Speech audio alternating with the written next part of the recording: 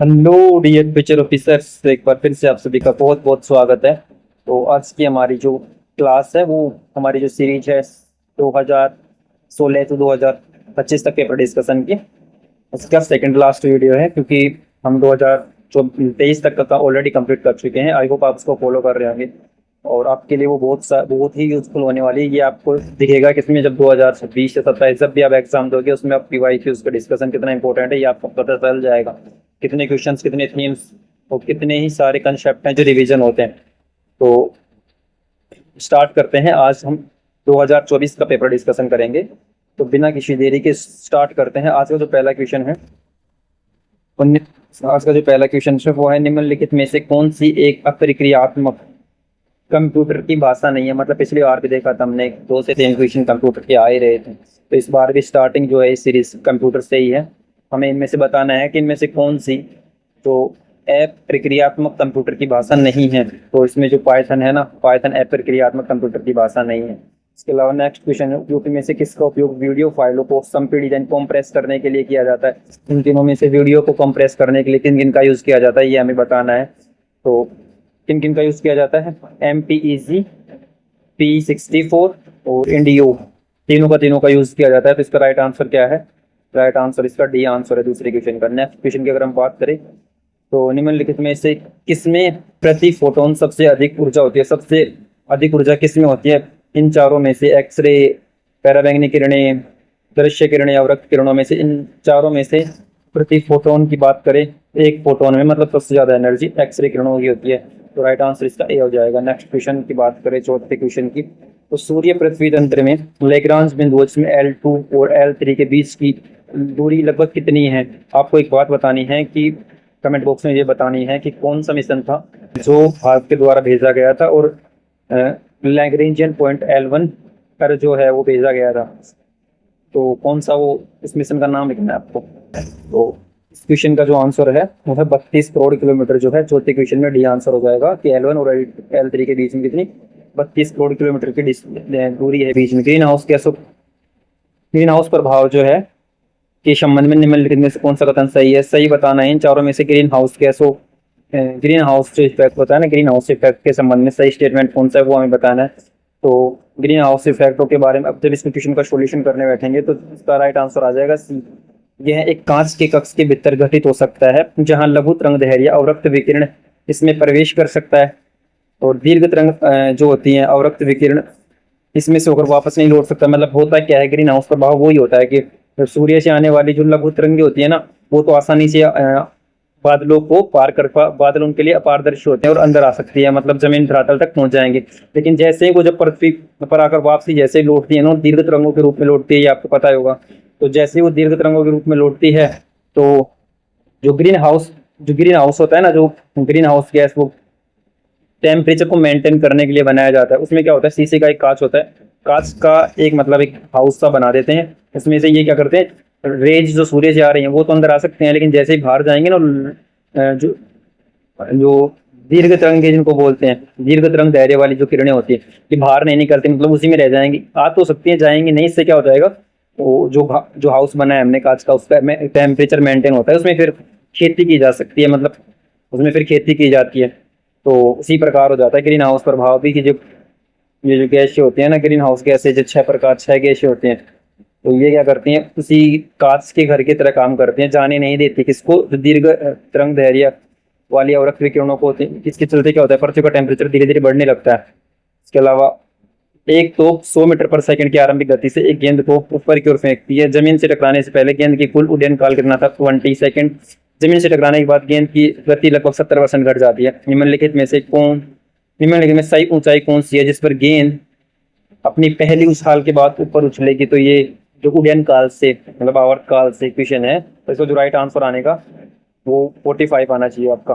Next question की अगर हम बात करें, 7वें क्वेश्चन की, निम्नलिखित में से कौन सा कथन वायु में PM फर्स्ट कण को सटीक रूप से परिभाषित करता है। तो वायु में जो PM1 कण होता है ना, उसको सटीक रूप से कौन सा परिभाषित करता है, तो ये 1 माइक्रोन से कम व्यास के अत्यधिक सूक्ष्म कण होते हैं। ये इसकी जो PM1 कण की सटीक रूप से परिभाषा है कि वो 1 माइक्रोन से कम के होते हैं, कम व्यास के अत्यधिक सूक्ष्म कण होते हैं। तो सी इसका राइट आंसर हो जाएगा। 8वें क्वेश्चन की अगर हम बात करें, निम्नलिखित किस ऊष्मा स्थानांतरण क्रियाविधि निम्नलिखित किस ऊष्मा स्थानांतरण क्रियाविधि में किसी माध्यम की आवश्यकता नहीं होती, किसी मीडियम की आवश्यकता नहीं होती, ऐसी कौन सी ऊष्मा स्थानांतरण की क्रियाविधि है, ये हमें बताना है। माध्यम की आवश्यकता किन में नहीं होती? तो माध्यम की आवश्यकता नहीं होती विकिरणन में। विकिरणन में सूर्य के प्रकाश की जो विकिरणन होता है ना, किरणें आती हैं और फैल जाती हैं, तो विकिरणों के माध्यम से इनके लिए विकिरणों में विकिरणन के लिए माध्यम की कोई आवश्यकता नहीं होती, जबकि चालन के लिए, संवहन के लिए और संगठन के लिए माध्यम की आवश्यकता होती है। उष्मा स्थानांतरण के लिए, विकिरणन के लिए कोई माध्यम की आवश्यकता नहीं होती। तो राइट आंसर सी हो जाएगा। नब्बे क्वेश्चन की बात करें, अयनांत एक ऐसी घटना है जो तब घटित होती है जब सूर्य सर्वाधिक उत्तर में या सबसे ज्यादा दक्षिण दिशा में पहुंचता हुआ प्रतीत होता है। तो इससे इसके संबंध में निम्न लिखने से कौन सा कथन सही है? तो अयनांत के बारे में है कि उत्तरी अयनांत क्या है, दक्षिणी अयनांत क्या है। उत्तरी अयनांत क्या होगा? जब सूर्य सबसे ज्यादा किसके रूप में, किसके पास में हो? कर्क रेखा के पास में हो। और दक्षिणी अयनांत कब होगा? जब मकर रेखा के सबसे पास में सूर्य होगा ना, तो उस टाइम पे क्या हो जाएगा? दक्षिणी अयनांत हो जाएगा। तो इसके संबंध में सही आंसर हो जाएगा इसका सी, राइट आंसर हो जाएगा। उत्तर अयनांत 21 जून को होता है पृथ्वी उत्तरी गोलार्ध में, और 21 जून को उत्तरी गोलार्ध में, 21 दिसंबर को दक्षिणी गोलार्ध में घटित होता है। यानी कि 21 जून को कर्क रेखा के सबसे नजदीक होता है सूर्य, मतलब कर्क रेखा के लंबवत, और 21 दिसंबर पे क्या होता है? मकर रेखा के लंबवत, मकर रेखा के सबसे पास में होता है, उसको दक्षिण अयनांत बोलते हैं। नेक्स्ट क्वेश्चन की बात करें, 10वें क्वेश्चन की, निम्नलिखित में से किसका विद्युत चुंबकीय प्रेरण की घटना के साथ कोई संलग्नता या लिंकेज नहीं होता? वो जो विद्युत चुंबकीय प्रेरण की घटना होती है ना, उसके साथ किसका कोई भी मतलब लिंकेज नहीं होता है? तो देखो, विद्युत परिणाम मित्र जिसको ट्रांसफार्मर बोलते हैं उसका भी होता है विद्युत चुंबकीय प्रेरण से। इंडक्शन जो कुकर होता है ना उसका भी, और धारा मापी जिसको गैल्वेनोमीटर भी कहते हैं, इन तीनों का विद्युत चुंबकीय प्रेरण की घटना से कोई ना कोई संबंध जरूर होता है, कोई ना कोई लिंकेज जरूर है। लेकिन इलेक्ट्रो सूक्ष्मदर्शी होता है जिसको माइक्रोस्कोप बोलते हैं, माइक्रोस्कोप, इसका कोई भी संबंध नहीं होता विद्युत चुंबकीय प्रेरण से। तो इसका राइट आंसर डी आ जाएगा। नेक्स्ट क्वेश्चन की बात करें, तो पदार्थ के संबंध में निम्नलिखित में से कौन सा कथन सही नहीं है? पदार्थ के बारे में 3 स्टेटमेंट सही है और हमें गलत बताना है। तो ठोस पदार्थों के तापमान में वृद्धि करने पर कणों की गतिज ऊर्जा में वृद्धि होती है। ठोस पदार्थ है तो आप गर्म करोगे तो उसमें जो कण होंगे ना वो भी तीव्र गति से गति करने लगेंगे। सही है, गलत बताना है हमें। यह है अधिकतम तापमान जिस पर कोई ठोस पदार्थ वायुमंडलीय दाब पर पिघल कर द्रव बनता है उसको गलनांक कहते हैं। नहीं, जिस पर पिघल कर द्रव बनता है ना उसको क्वथनांक बोलेंगे। जिस पर चलो उबल कर, मतलब जो कोई ठोस जिसमें द्रव में बदलता है उसको गलनांक बोलते हैं। तो बी इसका गलत हो जाएगा, गलनांक नहीं बोलते उसको, क्या बोलते हैं? उसको क्वथनांक बोलते हैं। 100 डिग्री पर जल की तुलना में वाष्प के कणों की ऊर्जा अधिक होती है, और ठोस गैस का ठोस में सीधा परिवर्तन निक्षेपण कहलाता है। गैस से सीधा ठोस बन जाए तो निक्षेपण, और ठोस से सीधा गैस बन जाए तो उसको ध्रुवपातन बोलते हैं। तो ये गलत हो जाएगा कि वह मैक्सिमम टेम्परेचर जिस पर क्या कोई पदार्थ ठोस जैसे बर्फ है वो जल में चेंज होती है उसको गलनांक नहीं बोलते, गलनांक कहलाता है। ये गलत है, वो क्वथनांक कहलाता है। नेक्स्ट क्वेश्चन की अगर बात करें, 11वें क्वेश्चन में बी आंसर आ जाएगा। नेक्स्ट क्वेश्चन की अगर हम बात करें 12वें क्वेश्चन की, तो निम्नलिखित में से किस तत्वों में समस्थानिक आइसोटोप का प्रयोग कैंसर के उपचार के लिए किसका उपयोग किया जाता है? तो कैंसर के उपचार के लिए कोबाल्ट का उपयोग किया जाता है। नेक्स्ट क्वेश्चन की बात करें, आयनिक यौगिकों को घोलने के लिए जल अच्छा विलायक है, क्योंकि आयनिक जो यौगिक है ना जल में अच्छी तरीके से घुल जाते हैं। क्यों घुल जाते हैं? क्योंकि इसमें उच्च द्विध्रुव आघूर्ण होता है। किसमें? जल में क्या होता है? उच्च द्विध्रुव जो आघूर्ण होता है वो पाया जाता है, इसलिए आयनिक पदार्थों के लिए, यौगिकों को घुलने के लिए अच्छा विलायक की तरह कार्य करता है। नेक्स्ट क्वेश्चन की बात करें 14, तो किसी एथाइन अणु में जो आबंध निर्माण के संबंध में निम्नलिखित में से कौन सा एक सही है? इनमें से एथाइन अणु के आबंध निर्माण के संबंध में सही स्टेटमेंट हमें बताना है, तो वो हो जाएगा कार्बन त्रिआबंध पाया जाता है एथाइन अणुओं के। एल्केन केन में पाया जाता है क्या? एक आबंध पाया जाता है, एकल आबंध। एल्केन में द्वि आबंध होता है एल्कीन में, और एल्काइन में 3 आबंध पाया जाता है कार्बन कार्बन के मध्य। मतलब एल्केन ये हो जाएगा सी, कार्बन सी, 2 बॉन्ड आ जाए तो एल्कीन हो जाएगा एल्किन, और 3 आ जाए तो उसको क्या बोलते हैं? एल्काइन बोलते हैं। तो इसका राइट आंसर क्या हो जाएगा? सी आ जाएगा। नेक्स्ट क्वेश्चन की बात करें, तो कांच के निर्माण के लिए प्रमुख घटक निम्नलिखित में से कौन से हैं? कांच के निर्माण के लिए प्रमुख घटक बताने हमें, वो कौन से हैं? तो कांच के निर्माण में सिलिका का उपयोग किया जाता है, सोडियम कार्बोनेट का भी होता है, बोरेक्स का भी, एल्यूमिना का भी, और भंग कांच का। मतलब ये इसका राइट आंसर हो जाएगा। कांच के विनिर्माण के लिए जो मुख्य घटक हैं उनमें सिलिका आती है, सोडियम कार्बोनेट आता है, बोरेक्स, एल्यूमिना, और जो भग्न कांच है ना, भग्न कांच, इसका उपयोग किया जाता है। नेक्स्ट क्वेश्चन की अगर हम बात करें 16वें क्वेश्चन की, तो परमाणु क्रमांक की संबंध में निम्नलिखित में से कौन सा कथन सही है? तो इसमें जो सही आंसर हो जाएगा वो सी हो जाएगा। प्रोटॉन की संख्या परमाणु क्रमांक के लगभग समान होती है। तो सी राइट आंसर हो जाएगा। प्रोटॉन की संख्या किसके समान होती है? परमाणु क्रमांक के समान होती है। और हमें सही बताना था, जबकि न्यूट्रॉन की संख्या परमाणु क्रमांक के समान नहीं होती। न्यूट्रॉनों एवं इलेक्ट्रॉनों का योग परमाणु क्रमांक के समान है, गलत। प्रोटोनों एवं न्यूट्रॉनों का योग परमाणु क्रमांक के समान, ये भी गलत है। सी इसका राइट आंसर है। प्रोटोनों की संख्या परमाणु क्रमांक के बराबर होती है। निम्नलिखित में से कौन सी ऊष्माशोषी प्रक्रम का उदाहरण है? पहले बहुत कई बार क्वेश्चन पूछ चुका है, ऊष्माक्षेपी से, ऊष्माशोषी से। तो हमें बताना है इस प्रक्रमों में से कौन सा ऊष्माशोषी का एक उदाहरण है। तो ऊष्माशोषी का कौन सा है? प्रकाश संश्लेषण जो है ये ऊष्माशोषी का है, क्योंकि सूर्य से आने वाले प्रकाश को क्या करते हैं पौधे? एब्जॉर्व कर लेते हैं, सोख लेते हैं। तो ऊष्माशोषी का हो जाएगा। इसके कार्बन के दहन अम्लीय क्षार को मिश्रित करने में श्वसन से क्या होती है? एनर्जी मुक्त होती है। ऊष्माक्षेपी का उदाहरण है, ना कि ऊष्माशोषी का। तो सी राइट आंसर हो जाएगा। निम्नलिखित में से इसका प्रयोग पैराबैंगनी रक्षी कांचों के विनिर्माण के लिए किया जाता है। पैराबैंगनी रक्षी कांचों के विनिर्माण में किसका उपयोग किया जाता है? तो जो सीरियम ऑक्साइड है उसका उपयोग किया जाता है। सीरियम ऑक्साइड का उपयोग किया जाता है। नेक्स्ट क्वेश्चन की अगर हम बात करें, सूची 1 को सूची 2 से सम्मिलित कीजिए। सूचियों के नीचे दिए गए कूट का प्रयोग करके, मतलब एक तरफ दे रखा है पेंट के वर्णक और दूसरा उसका एग्जाम्पल दे रखा है और हमें मिलाना है। तो जो प्राकृतिक वर्णक है वो खड़िया चौक के बिल्कुल सही है, पहले एक से ही मिला हुआ है। कृत्रिम वर्णक की बात करें, संश्लिष्ट, इसके अंतर्गत आ जाएगा सफेद सीसा। कृत्रिम वर्णक है, प्राकृतिक वर्णक खड़िया चौक हो जाएगा। अभिक्रियाशील जो वर्णक होता है उसके नीचे रेड जो लेड होती है जिसको मीनियम बोलते हैं, तो सी के लिए 3। और अक्रिय वर्णक फिर कौन हो जाएगा? Titanium dioxide. तो अक्रिय वर्णक टाइटेनियम डाइऑक्साइड, अभिक्रियाशील वर्णक मीनियम, कृत्रिम वर्णक सफेद शीशा और प्राकृतिक वर्णक में खड़िया चौक। तो पहला इसका राइट आंसर हो जाएगा 1 2 3 4। नेक्स्ट क्वेश्चन की बात करें, 20वें क्वेश्चन की। एक तरफ तत्व दे रखा है और उसमें तो अयुग्मित इलेक्ट्रॉन कितने होते हैं ये हमें सम्मिलित करके बताना है। तो जो बोरोन होगा, बोरोन में कितने होंगे?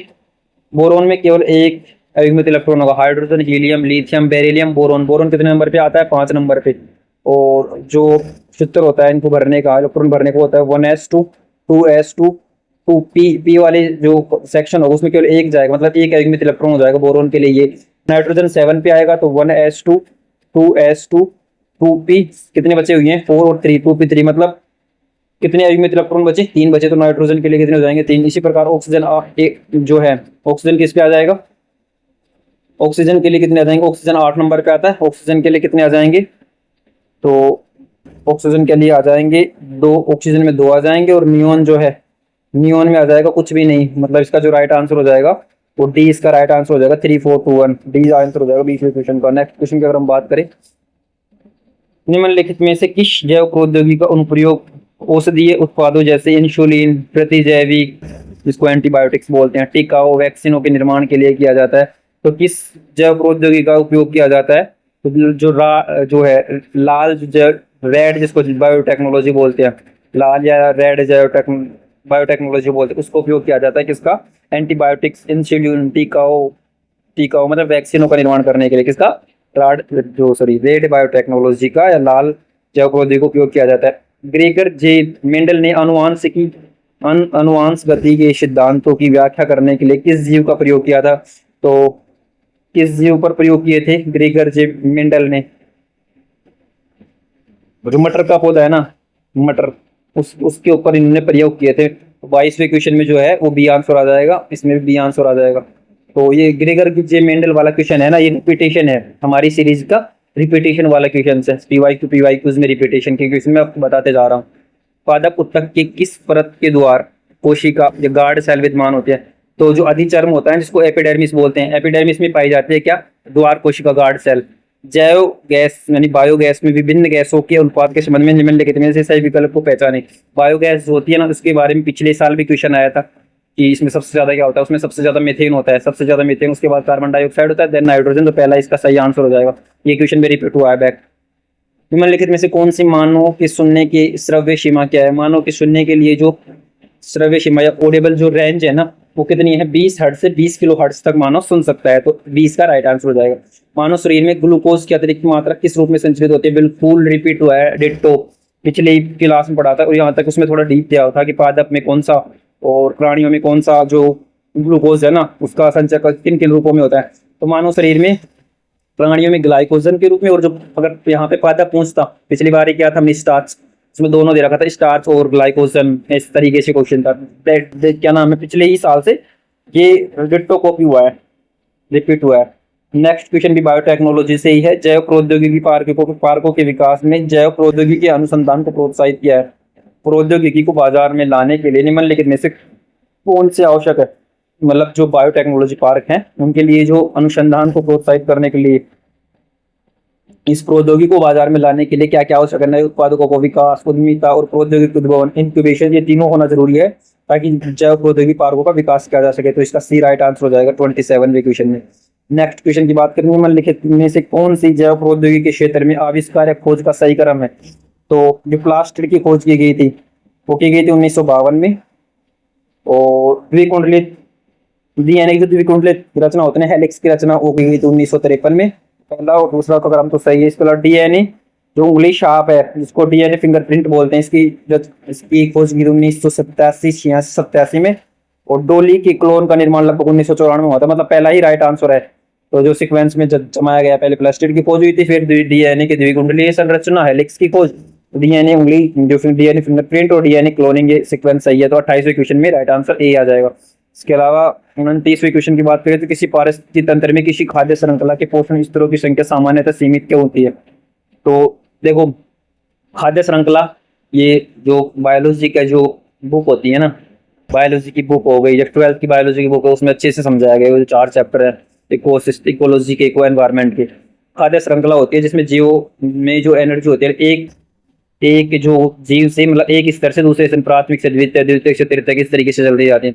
और ये सामान्यतः सीमित इसलिए होती है क्योंकि जैसे ही एक स्तर से दूसरे स्तर में जाएगा तो एनर्जी लॉस धीरे धीरे होती जाएगी। और लिंडमैन का 10% का नियम आपको याद होगा कि एक स्तर से दूसरे स्तर, जैसे कोई घास वगैरह है, वो अपना भोजन बना रहा है, उसको जैसे ही कोई शाकाहारी जीव जंतु खाएगा तो उसमें, उस घास में जितनी एनर्जी है उसका केवल 10% ही उस जीव में जा पाएगा। फिर उस जीव को कोई दूसरा जीव खाएगा तो उसका केवल, उस जीव में जितनी एनर्जी होगी ना, उसका केवल 10% ही आगे जाएगा। तो इस तरीके से स्तर चलता रहता है और एक समय के बाद ये एनर्जी है ना बिल्कुल खत्म हो जाती है। इसलिए क्या होता है, ये खाद्य श्रृंखला क्या होती है, सीमित होती है। तो इसका राइट आंसर बी हो जाएगा। प्रत्येक पोषण स्तर में ऊर्जा की हानि के कारण क्या होता है, ये सीमित होता है खाद्य श्रृंखला। निम्नलिखित में से कौन सी संरचना असीम केंद्र जिसको प्रोकैरियोटिक में नहीं पाई जाती। ये मैंने अच्छे से बताया था आपको, प्रोकैरियोटिक और जो यूकैरियोटिक कोशिकाओं में डिफरेंट और शानदार तरीके से पढ़ाया। तो ये भी रिपीट हुआ क्वेश्चन, एग्जैक्ट रिपीट हुआ है। तो प्रोकैरियोटिक एवं यूकैरियोटिक कोशिकाओं में जो मेजर है, जो प्राथमिक कारण है इनको डिफरेंस का, ये एक तो प्रोकैरियोटिक कोशिकाएं होती है ना, इनमें या तो केंद्रक पाया नहीं जाता, और पाया भी जाता है ना तो उसके चारों तरफ क्या होता है, केंद्रक के चारों तरफ आवरण वो नहीं पाया जाता। जबकि यूकैरियोटिक कोशिकाओं में केंद्रक और केंद्र के चारों ओर आवरण पाया जाता है। ये मेजर डिफरेंस हो जाएगा। तो ए इसका राइट आंसर हो जाएगा। क्या नहीं पाई जाती, तो सही है, केंद्रक का आवरण नहीं पाया जाता। नेक्स्ट क्वेश्चन की बात करें, पृथ्वी के घूर्णन के संबंध में निम्नलिखित कथनों पर विचार कीजिए। जो कि पृथ्वी प्रत्येक घंटे में 15 डिग्री घूमती है, इसलिए जो टाइम जोन में सामान्यतः 1 घंटे का अंतर आता है। ये जो देशांतरों वाला है ना, देशांतरों कंसेप्ट की, अगर पृथ्वी 1 डिग्री चलती है ना, 1 डिग्री जैसे ही पृथ्वी आगे बढ़ती है देशांतर तो 4 मिनट का गैप आ जाता है, 4 मिनट का गैप आ जाता है। तो 15 डिग्री में 15 चौक 60 यानी 1 घंटे का अंतर आ जाएगा। तो पहला स्टेटमेंट तो बिल्कुल सही है, पहला स्टेटमेंट तो क्या है, बिल्कुल सही है। दूसरा, अंतरराष्ट्रीय तिथि रेखा पर कैलेंडर दिवस में परिवर्तन होता है। पूर्व अभिमुख यात्रा करने पर 1 दिन आगे बढ़ जाता है और पश्चिम अभिमुख यात्रा करने पर 1 दिन पीछे चला जाता है। तो अगर अंतरराष्ट्रीय तिथि रेखा की बात करें, कैलेंडर दिवस में परिवर्तन सही है। पूर्व अभिमुख, पूर्व की ओर मुख करके अगर यात्रा किया जाए तो 1 दिन क्या हो जाता है, आगे बढ़ जाता है। जबकि पश्चिम अभिमुखी यात्रा करने पर 1 दिन पीछे चला जाता है, 1 दिन पीछे चला जाता है। ये जस्ट अपोजिट लिखा हुआ है, ये पवनाभिमुख, पूर्वाभिमुख यात्रा करने पर 1 दिन बढ़ जाता है और पश्चिम अभिमुख यात्रा करने पर 1 दिन पीछे चला जाता है। 33वें क्वेश्चन का राइट आंसर सी है, ये स्टेटमेंट गलत है। दिवालोक बचत समय घड़ी को 1 घंटा आगे कर देता है। डेलाइट जो सेविंग टाइम है वो घड़ी के 1 घंटा आगे कर देता है, सही है। और चंद्रमा पृथ्वी के चारों ओर उसी दिशा में घूमता है और परिक्रमा करता है जिस दिशा में पृथ्वी सूर्य के चारों ओर परिक्रमा करती है। ये स्टेटमेंट भी सही है। तो 1, 3, 4 इसका राइट आंसर हो जाएगा, यानी सी इसका राइट आंसर है। और दूसरा गलत है शायद, इसमें जो पवनाभिमुख और पश्चिम अभिमुखी यात्रा है ना, इस शब्द में ही कुछ गड़बड़ है। तो नेक्स्ट क्वेश्चन की अगर हम बात करें, भारत के प्राणी जात संसाधनों के संबंध में निम्नलिखित में से कौन सा से कथन सही है? तो प्राणी जात संसाधन भारत में जो पाए जाते हैं उनके संबंध में हमें सही स्टेटमेंट बताना है। तो पहला स्टेटमेंट क्या कहता है? भारत में जो जैव विविधता के प्रमुख स्थलों हॉटस्पॉट में उच्च स्तर की स्थानिकता देखी जाती है। कोई शक ही नहीं है, भारत में क्या है, बायोडाइवर्सिटी हॉटस्पॉट के रूप में भारत है। तो भारत में कुछ जैव मंडल जो रिजर्व में से सुंदरबन में प्रजातीय स्पीसीज की संख्या सबसे अधिक है और नोकरेक में प्रजातियों की संख्या सबसे कम। जो नोकरेक है उसमें सबसे कम और जो सुंदरवन है उसमें प्रजातीय स्पीसीज की संख्या सबसे अधिक है। दोनों स्टेटमेंट सही है। राइट आंसर इसका जो होगा, सही पूछ रखा है, सी इसका सही आंसर है। सी इसका सही आंसर, यानी दोनों सही है। नेक्स्ट क्वेश्चन की अगर बात करें, एक प्रकार के पवन की निम्नलिखित विशेषताओं पर विचार कीजिए। एक प्रकार के पवन की मतलब इन स्टेटमेंट के बेस पर ऐसा क्वेश्चन हमने पहले भी किया था, उसमें कृषि के बारे में था। कृषि कौन से प्रकार के, 3 स्टेटमेंट दे रखा था और उनमें से बताना था कृषि किस प्रकार की। इस बार पवन के बारे में क्वेश्चन आएगी, पिछले ही साल किया था कृषि के बारे में। तो जेट स्ट्रीम, पूर्व जो भूविक्षेपी वायु, पछुआ पवन और पूर्वी पवन, इनमें से ये 3 स्टेटमेंट किसके बारे में है ये हमें बताना है। तो ये वायुमंडल के ऊपरी स्तरों पर घटित होता है। तो इसके बेस पे तो हम नहीं बता सकते क्योंकि जेट स्ट्रीम भी ऊपरी स्तर पर ही होता है और भूविक्षेपी वायु भी ऊपरी। इसके अलावा जब दो बलों से प्रभावित होते हैं, दाब, प्रवणता बल, कोरियोलिस बल। ठीक है, जब बल संतुलन में होता है तब वायु समदाब रेखाओं के समानांतर दाब प्रवणता के समकोण पर बहना स्टार्ट कर देती है। तो इसका जो राइट आंसर हो जाएगा, भूविक्षेपी जो वायु होती है ना, इसका राइट आंसर हो जाएगा। इन स्टेटमेंट के बेस पर जो निष्कर्ष निकलता है वो भूविक्षेपी वायु के बारे में है। पोर्टजोलीकरण की बात करें तो कहाँ होता है? जो मृदा में पोर्टजोलीकरण होता है ना, वो कहाँ पे होता है? उच्च मध्य अक्षांशों में स्थित क्षेत्रों में होता है पोर्टजोलीकरण। नेक्स्ट क्वेश्चन की अगर हम बात करें, सौर मंडल की उत्पत्ति के लिए निहारिका परिकल्पना के संदर्भ में निम्नलिखित में से कौन सा कथन सही है? निहारिका परिकल्पना जो है ना, एनसीईआरटी में आपकी 11th क्लास की ज्योग्राफी की एनसीईआरटी, मैंने कितनी बार, हर साल जब भी मैंने पेपर डिस्कशन कराया होगा, मैंने एनसीईआरटी 11 ज्योग्राफी जब भी आई होगी मैंने सीधा नाम ले लिया होगा, एनसीईआरटी 11th क्लास की ज्योग्राफी। एनसीईआरटी 11th क्लास की ज्योग्राफी आपको मैं बता रहा हूँ ना, यूपीएससी के क्वेश्चन है ना, direct statement based, same to same ditto copy होते हैं उसमें से, डिट्टो कॉपी, यहाँ तक कि सीएससी में भी होते हैं। ये तो सीएपीएफ का एग्जाम। नेक्स्ट क्वेश्चन की अगर हम बात करें तो हाँ, सौरमंडल की जो निहारी परिकल्पना है ना, निहारी का परिकल्पना, उसके बारे में बताना है इन स्टेटमेंट में से कौन सा सही आंसर है। तो वलयों के विद्यमान पदार्थ संघनित हो जाते हैं और ग्रहों का निर्माण करते हैं। जो वलय होंगे ना, मतलब गैस के जो वलय वो धीरे धीरे संघनित होकर ग्रहों का निर्माण करते हैं और सूर्य के चारों ओर कक्षाओं में धीरे धीरे परिक्रमा करना स्टार्ट कर देते हैं सन के चारों ओर। तो इसका राइट आंसर डी है, यही निहारी का परिकल्पना है, गैस के गुब्बारे। यदि न्यूजीलैंड में 31 दिसंबर 2023 है, उसी दिन हवाई द्वीप और अलास्का में कौन सी तारीख होगी? तो न्यूजीलैंड के इधर पूर्व में स्थित है और जो हवाई द्वीप और अलास्का की पश्चिम दिशा में स्थित है। तो पश्चिम की साइड में जाएंगे एक दिन कम हो जाता है और पूर्व की दिशा में जाते हैं तो एक दिन एक्स्ट्रा रहता है। अगर यहाँ पे 31 दिसंबर 2023 है तो उसी दिन, मतलब न्यूजीलैंड ऑस्ट्रेलिया न्यूजीलैंड पूर्व में पड़ते हैं। तो अलास्का और हवाई द्वीप पर क्या होगा उस दिन? तो अलास्का और हवाई द्वीप पर होगा। दोनों की तारीख 30 दिसंबर 2023 होगी, क्योंकि मैंने अभी बताया था कि पश्चिम की तरफ जाते हैं तो एक दिन कम हो जाता है। और न्यूजीलैंड किस साइड में पड़ता है? पूर्व में, मतलब ऑस्ट्रेलिया न्यूजीलैंड पूर्व में होंगे और ये जो अलास्का अमेरिका का पार्ट है और जो हवाई द्वीप है उस साइड में। तो इनमें क्या होगा, एक दिन कम करेंगे तो 30 दिसंबर 2023 होगा। 20 का राइट आंसर हो जाएगा 36वें क्वेश्चन का। नेक्स्ट क्वेश्चन की बात करें 37वें क्वेश्चन की, तो 37 ओलो के बारे में है। निम्नलिखित ओलो के संदर्भ में कौन सा कथन सही नहीं है?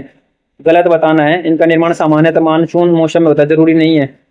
मानसून मौसम में ही सामान्य तो होता है, ऐसा जरूरी नहीं। इनका मौसम जैसे जो शीतोष्ण जो विक्षोभ जो आते हैं उनमें हो सकता है, सब वैने वर्षा हो जाए उनमें हो सकता है।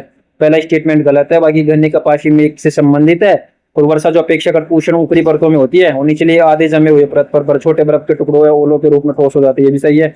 ओलों में बर्फ की कई संकेंद्रीय परतें पाई जाती है, ये भी सही है। तो गलत जो स्टेटमेंट है पहला ही है। कि नेक्स्ट क्वेश्चन 38वां क्वेश्चन, एक साइड में महासागर दे रखा है और उनकी अवस्थिति, महासागरीय धारा दे रखा है एक साइड में, और उनकी जो अवस्थिति किस महासागर में है वो हमें मिलान करके बतानी है। जो क्यूरोशियो धारा है पहला, वो प्रशांत महासागर में।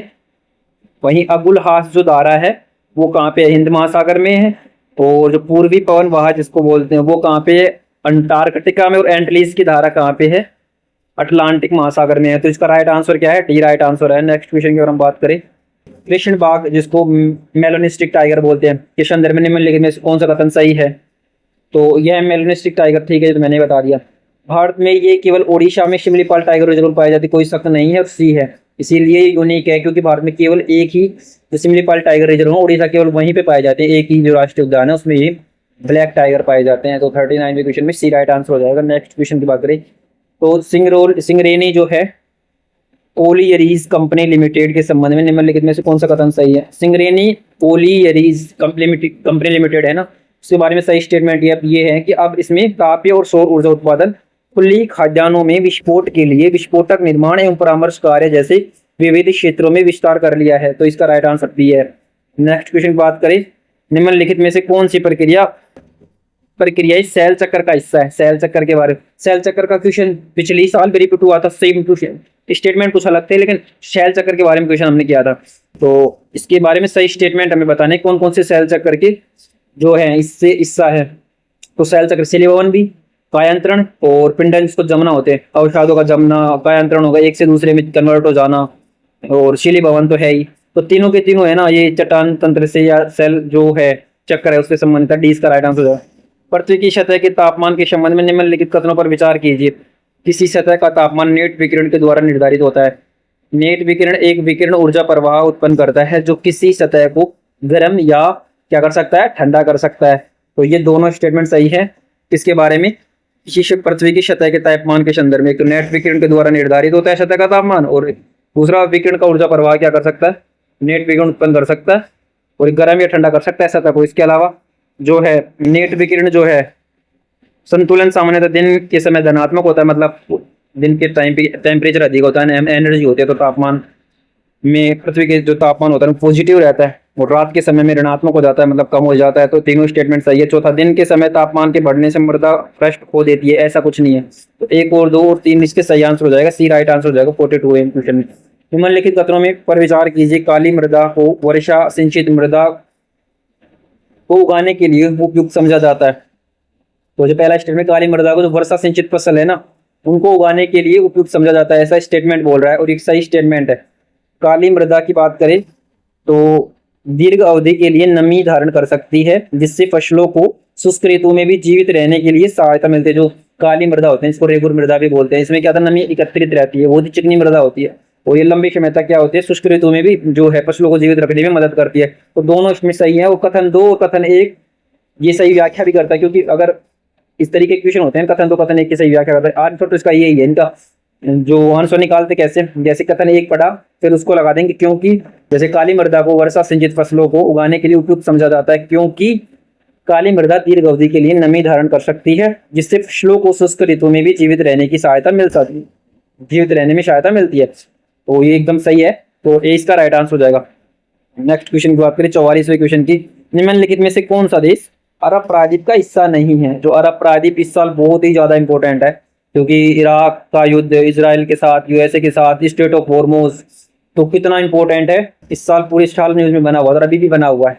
तो ये अरब प्रायद्वीप उसी से संबंधित है। तो उसका हिस्सा कौन सा देश नहीं है हमें ये बताना है। कुवैत, ओमान, यमन है। लीबिया इसका पार्ट नहीं है। किसका?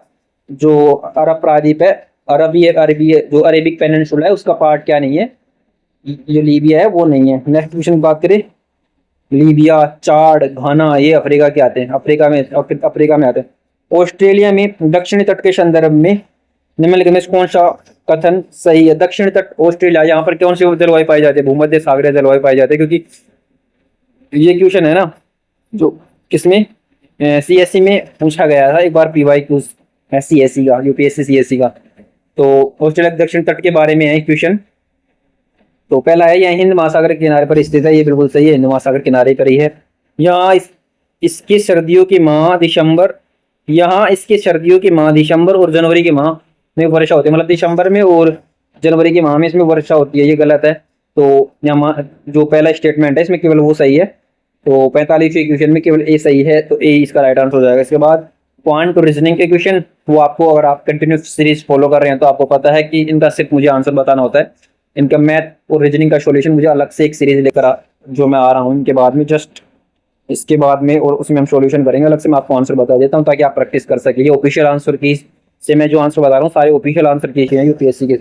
46वें क्वेश्चन में आपका ए आंसर आना चाहिए अगर आप सॉल्यूशन करते हैं तो। 47वें क्वेश्चन में आपका बी आंसर आना चाहिए। नेक्स्ट क्वेश्चन की अगर हम बात करें 48वें क्वेश्चन की, तो 48वें क्वेश्चन में आपका जो आंसर आना चाहिए डी। और 49वें क्वेश्चन को अगर आप सॉल्यूशन करते हो तो आपका आंसर ए आना चाहिए। 50वें क्वेश्चन में आपका आंसर आना चाहिए सी। हाँ, 50वें क्वेश्चन में आपका आंसर आना चाहिए सी। 51वां क्वेश्चन है, 51वां क्वेश्चन है, उसमें आपका आंसर क्या आना चाहिए? उसमें आपका आंसर आना चाहिए डी। 52वें क्वेश्चन में आपका आंसर ए आना चाहिए। 53वें क्वेश्चन में आपका आंसर सी आना चाहिए। और 54वें क्वेश्चन की अगर हम बात करें तो आपका आंसर आना चाहिए ए। सॉरी, 54वें क्वेश्चन में आपका आंसर डी आना चाहिए। 55वें क्वेश्चन में आपका आना चाहिए ए। 55वां क्वेश्चन, 55वें क्वेश्चन में आपका आंसर होना चाहिए ए। 56वें क्वेश्चन को आप स्क्रीनशॉट लेके सॉल्यूशन कर सकते हैं। 56वें क्वेश्चन में आपका आंसर आना चाहिए सी। 57वें क्वेश्चन में आपका आंसर आना चाहिए बी। 58वें क्वेश्चन को अगर आप करते हो तो 58वें क्वेश्चन में आपका आंसर आना चाहिए सी। और 59वें क्वेश्चन में भी आपका आंसर सी आना चाहिए। 60वें क्वेश्चन में आपका आंसर जो आना चाहिए डी आना चाहिए। 61वें क्वेश्चन में आपका आंसर आना चाहिए क्या? 61वें क्वेश्चन में आपका आना चाहिए सी आंसर। तो 62वें क्वेश्चन में आपका डी आंसर आना चाहिए। 63वें क्वेश्चन में आपका आंसर आना चाहिए, अगर आप सॉल्यूशन करते हैं तो आपका आंसर ए आना चाहिए। 64वें क्वेश्चन में आपका आंसर आना चाहिए सी आना चाहिए। 65वें क्वेश्चन में आपका आंसर आना चाहिए क्या? 65वें क्वेश्चन में आपका आंसर आना चाहिए डी। तो ये क्वांट रीजनिंग के कुल क्वेश्चन थे। अब हम मूव करेंगे 66वें क्वेश्चन में, जिसमें क्वेश्चन है अब हिस्ट्री के क्वेश्चन है। तो 66वें क्वेश्चन का क्या कह रहा है? चौथी से 7वीं शताब्दी ईस्वी के दौरान भारत में पोशाक और पगड़ी, जो इसको शिरो वस्त्र बोलते हैं, सर पर जो पहने जाते हैं पगड़ी, केश विन्यास के संबंध में निम्नलिखित कथनों पर विचार कीजिए। तो किसकी बात करें? 4 से 7वीं शताब्दी ईस्वी के दौरान कपड़े कैसे प्रकार से पगड़ी या केश पर जो बालों के ऊपर जो सजाया जाता था, जो विन्यास पहने जाते थे, पगड़ी जिनको बोले थे, उनके बारे में हमें डिस्कस करना है क्वेश्चन के बारे में। और सही कथन कौन से हैं वो हमें बताने हैं। तो किसी पूर्ववर्ती युग की तुलना में सिले हुए वस्त्रों को विशेष प्राथमिकता दी जाती थी। तो 4 से 7वीं शताब्दी ईस्वी पूर्व के लिए पहला स्टेटमेंट सही है। पूर्ववर्ती युगों की तुलना में सिले हुए वस्त्रों को विशेष प्राथमिकता दी जाती थी। बिना किसी पुष्प अलंकरण के सरल चोटियां महिलाओं के केश विन्यास की प्रमुखता थी। ये 4 से 7वीं शताब्दी की विशेषता नहीं थी, केवल ये इसका सही आंसर है 66वें क्वेश्चन का। नेक्स्ट क्वेश्चन की बात करें 67वें क्वेश्चन में, तो निम्नलिखित में से कौन सा कथन सही है? इनमें से सही बताना है। तो कौन से कथन सही है, मतलब एक से ज्यादा कथन भी इसमें सही हो सकते हैं। दो इसमें सही कथन है, ऑप्शन में दो दे रखा है, वो दोनों हमें बताने हैं कि कौन से दो सही हैं। तो पहला है, तीसरा गोलमेज सम्मेलन जो हुआ था वो कब हुआ था? नवंबर 1932 में लंदन में कांग्रेस की भागीदारी के बिना हुआ था। तो जो तीसरा जो गोलमेज सम्मेलन है उसके बारे में है, कब हुआ था ये?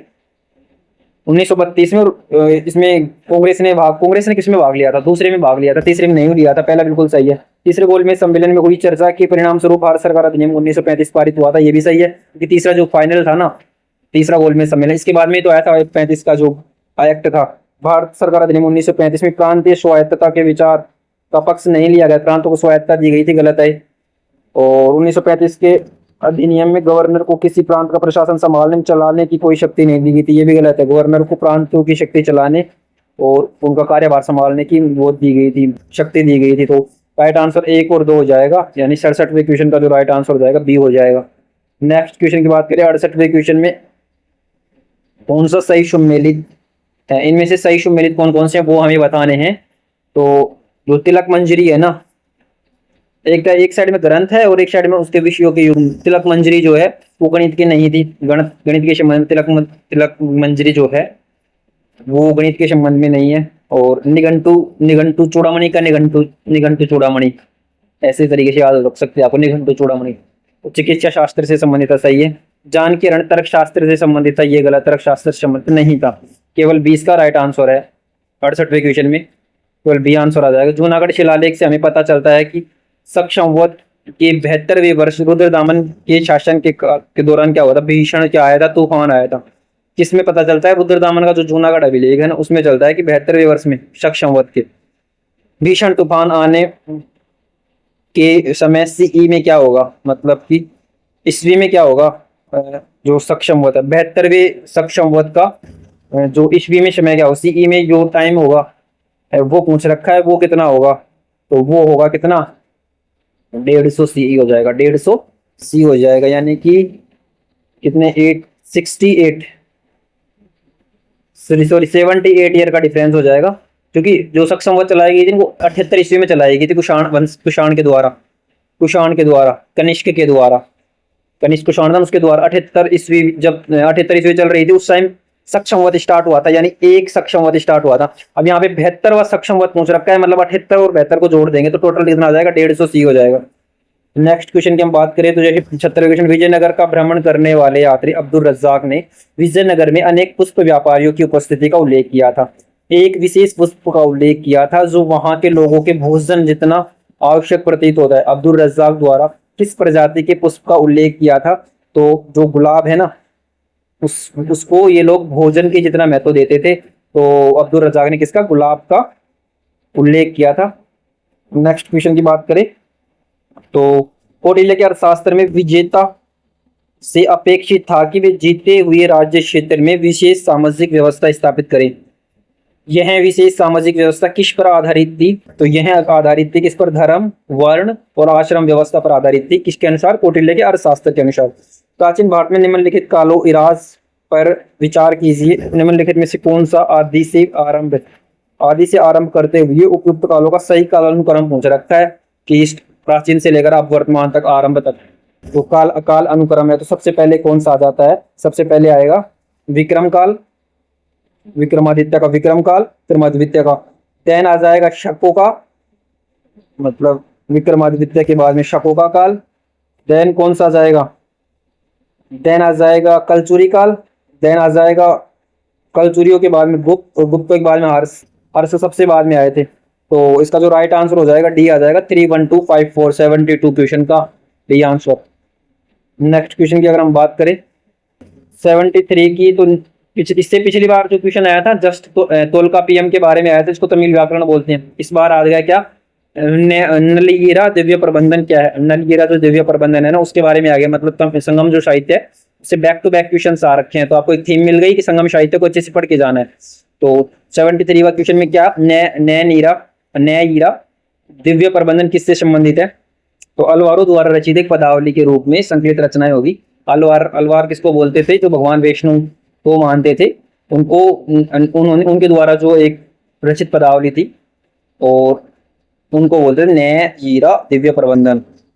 नेक्स्ट क्वेश्चन की अगर हम बात करें तो मध्यकालीन असम के वैष्णव सुधारकों की जीवनियों के बार बार उल्लेखित भूनी पचारा, मध्यकालीन असम के वैष्णव सुधारकों के जीवनियों के बारे में कुछ जो वे वर्ड हैं ये बार बार उल्लेखित हुए हैं, ये किससे संबंधित हमें बताना है, कौन कौन से सब, भूनी, पचारा, उर्दूपाती, भूनी, पचारा, उर्दूपाती, ये शब्द है ना मिडाइवल से संबंध, मतलब इनका ये किससे संबंधित है, तो ये जो संबंधित हैं वो किससे हैं, पुरुषों के वस्त्रों के पार्ट से ही, भूनी, पचारा, दुपाती, ये किससे संबंधित, दुपट्टा याद रख लेना, वस्त्रों से संबंधित है, एग्जाम्पल बता रहा हूँ वैसे ही। तो 74वें क्वेश्चन में क्या आंसर आ जाएगा, डी इसका राइट आंसर आ जाएगा। और नेक्स्ट क्वेश्चन की बात करें 75वें क्वेश्चन की, तो रोलेट एक्ट के संबंध में निम्नलिखित कथनों में से पर विचार कीजिए कौन सा कथन सही नहीं है। रोलेट एक्ट के बारे में हमें गलत कथन बताने हैं, गलत कौन सा है, कितने गलत है, मतलब इस तरीके से क्वेश्चन है ये, जो टफेस्ट क्वेश्चन किस तरीके से बना सकता है ना ऑप्शन, उस वाले क्वेश्चनों में शेखा। तो इसे इंपीरियल लेजिस्लेटिव काउंसिल द्वारा पारित किया गया था। इस कानून का विरोध करने के लिए खिलाफत समिति का गठन किया गया था। खिलाफत समिति, गांधी जी को गिरफ्तार कर लिया गया था, जबकि स्थानीय लोगों को विरोध जारी रखने की अनुमति दे दी गई थी। तो जो गलत स्टेटमेंट है ना वो है जो खिलाफत समिति का गठन किया गया था ना, खिलाफत समिति गठन, देखो ये भी सही है, इंपीरियल काउंसिल लेजिस्लेटिव, और इसके जो विरोध के लिए खिलाफत समिति का गठन किया गया था, गांधी जी को गिरफ्तार कर लिया, नहीं इसमें ये भी सही है लेकिन ये गलत हो जाएगा, क्योंकि रोलेट एक्ट का मतलब ये था कि इसको बिना वकील बिना दलील के कानून बोलते थे, बिना वकील बिना दलील के। तो इसमें ना गांधी जी समेत कई अन्य जो नेताएं हैं उनको क्या कर लिया गया था, गिरफ्तार कर लिया गया ताकि विरोध ना कर सके रोलेट एक्ट, इसको काला कानून बोलते थे। तो इसका जो सही आंसर हो जाएगा एक गलत हो जाएगा, इसमें जो तीसरा स्टेटमेंट है। नेक्स्ट क्वेश्चन की अगर हम बात करें 76वें क्वेश्चन की, एक विशाल काय मंच महानवमी टिब्बा के संबंध में निम्नलिखित कथनों पर विचार कीजिए। तो जो महानवमी एक मंच है, महानवमी डिब्बा जो है इसके संबंध में सही स्टेटमेंट बताना है। तो यह विजयनगर शहर में एक सबसे ऊंचे स्थानों में से एक पर स्थित है। कहाँ पर है महानवमी डिब्बा, कहाँ पर? विजयनगर शहर में सबसे ऊंचे स्थान में, ये सही स्टेटमेंट है। इस पर विरूपाक्ष मंदिर स्थित है, ये गलत है। केवल एक इसका सही आंसर है। 76वें क्वेश्चन है उसमें केवल एक आंसर है, ए आंसर है। औरंगजेब के विरुद्ध बुंदेला विद्रोह के संबंध में निम्नलिखित में से कौन से कथन सही है?